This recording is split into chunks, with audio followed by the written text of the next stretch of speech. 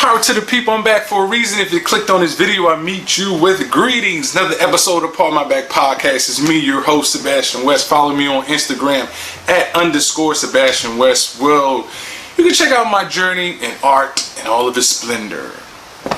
Also, I drop snippets from the YouTube episode on Instagram. So yeah, check out my Instagram, _Sebastian West. Now, checked out a war film, German film. Even though they spoke Danish, German, and English in this film.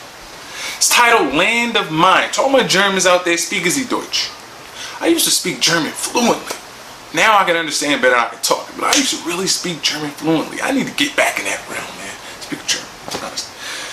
So yes, 2015 a film dropped and it was titled Land of Mine. This was informative regarding the act that took place. I had no idea. This was a bit of a history lesson for me. So this is what I am here to do. My channel really is about informing and enlightening and just sharing films that may not get the publicity of these mainstream films, these blockbusters out there. So I want to share some movies that may not get as much press as they did.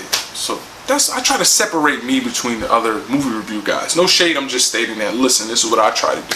So yes, German film, Land of Mine. If you guys like The Hurt Locker, check this one out.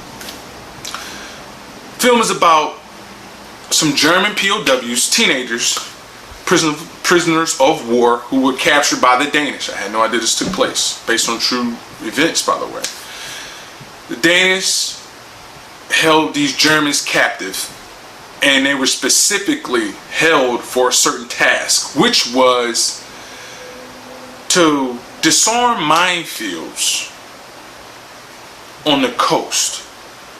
Approximately 1.5 million mines were disarmed by them.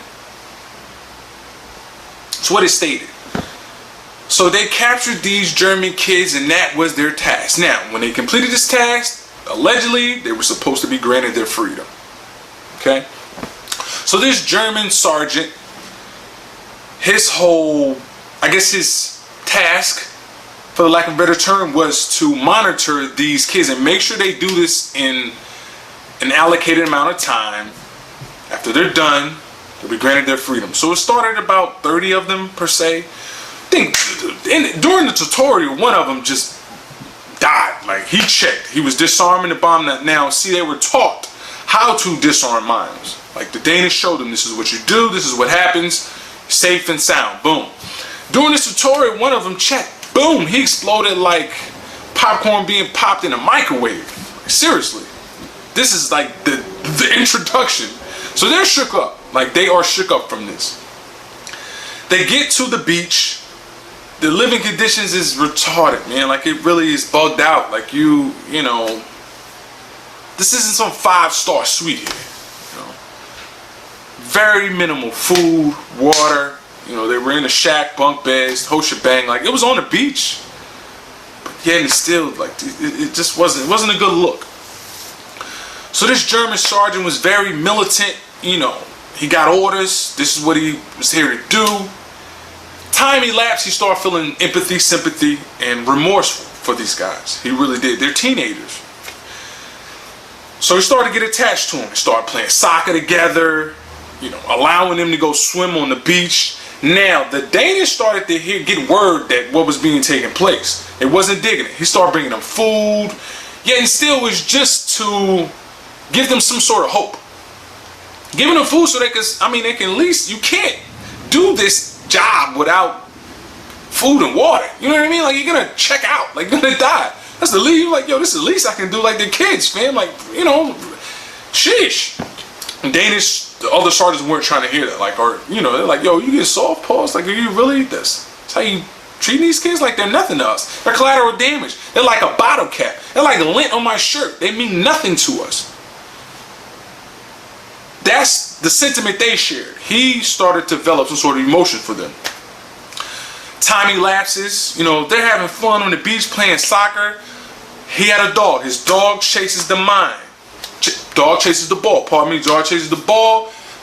You know what happens next. Dog lands on mine. Boom. Explode like a pinata, like, you know, when you hit the pinata and the candy falls out. Yes, that's what happened to the dog. Boom. Yeah, look like confetti. Look like confetti. So, yeah, when that happened, he changed. It wasn't the kid's fault. It was it was negligence. You know, dog being a dog, chase the ball, that's what happens. But he flipped. He went back to his old self. He stripped him of everything. He took the food away, the water away. It got worse. Like, he kind of went worse than he was before. All because his dog died. One particular group, there was, these brothers, they were twins. One of them died while disarming a mine. Once again, they had two mines, like, on top of each other. He got that one. He disarmed that one, but it was attached to another one. You guessed what happened next. Boom. Yeah.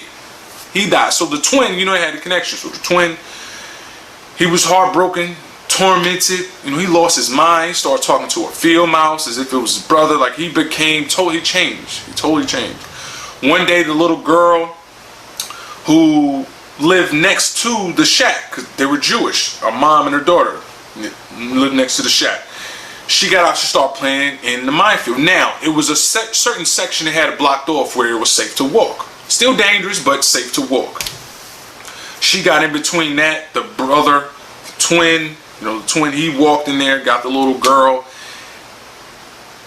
Man, long story short, he walked to his death, man. He said, I can't take this anymore. I'm just going to keep walking until I reach a mine, and boom, he exploded like confetti. You know, he looked like lasagna. Like, you know, when you throw, like, well, lasagna's on your shirt or whatever, that's what it looked like lasagna splattered all over the place.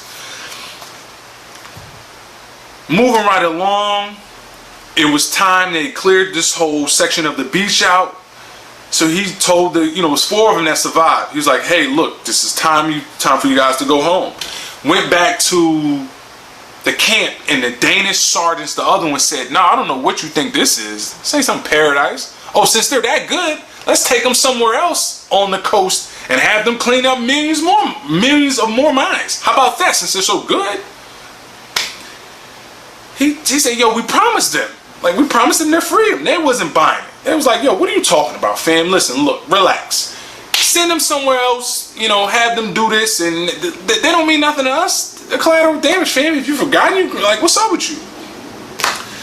He wasn't buying it, man. He took the kids into the woods, granted them their freedom, yo. He went against the Danish. That's Land of Mine. So yes, go check out Land of Mine, man. If I give Land of Mine 1, 2, 3, 4, 5, 6, 7-ish. 7.5 out of 10, man. Go check out Land of Mine. It's a German film. It's a good watch. A little graphic. Rated R. If you like Hurt Locker, you like this. Anywho, if you don't like my reviews, cut me some slack. If that ain't good enough, part my back. Remember, big shots number little shot. They kept shooting. In the meantime, wait. Like, share, subscribe, man. Like, share, subscribe. Meantime, hold it down. It's me, Sebastian West, part my back podcast.